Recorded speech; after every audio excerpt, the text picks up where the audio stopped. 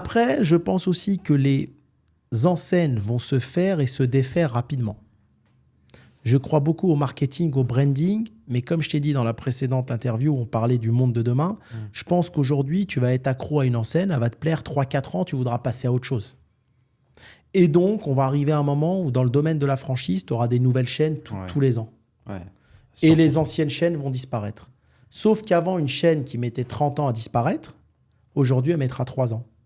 Donc, on va se retrouver dans un monde où en 3 ans, tu auras 100 nouvelles boutiques et peut-être les 5 ans suivantes, tout ferme. Et on passe sous un nouveau concept et ainsi de suite. L'hyperconsommation des gens qui font qu'ils veulent consommer. Et les gens, ils se lassent vite aussi. Exactement. Ils se lassent de plus en plus vite. Tu vois bien, aujourd'hui, les concepts comme brioche dorée, Paul et tout, c'est has-been. Buffalo Grill, courte paille, t'y vas plus. Les gens, ils y vont plus. Ils veulent que de la nouveauté. Que de la nouveauté. Ouais, Et en plus, avec les réseaux sociaux, tu as une vision internationale. Donc, tu veux ce que tu vois à l'étranger, vite fait chez toi. Et donc, aujourd'hui, je pense qu'on va arriver dans un business où tu vas ouvrir une nouveauté. Il faudra que tu profites de la manne financière de départ, parce que l'effet de nouveauté va créer une manne financière. Donc, tu auras beaucoup de monde au départ. Parce qu'après, je pense que tu feras moins d'argent, il faudra passer à autre chose.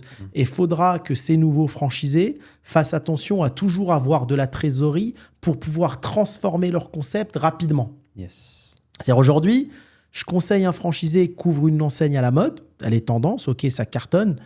Remplissez les comptes, laissez 100, 150 000 de trésor. Dès que votre concept s'essouffle, vous pourrez passer à un nouveau concept.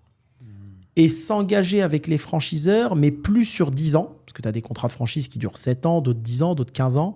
Essayez de partir sur des engagements de 5 ans.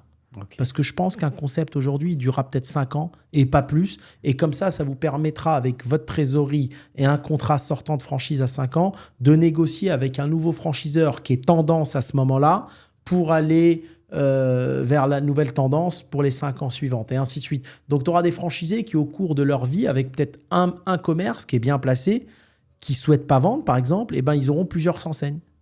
Ce sera plus comme avant où tu gardes ton enseigne 30 ans ou 40 ans. Ok. D'ailleurs, j'ai un abonné qui m'a fait un message. Je lui ai répondu, mais je pense que ça serait intéressant d'avoir ton point de vue.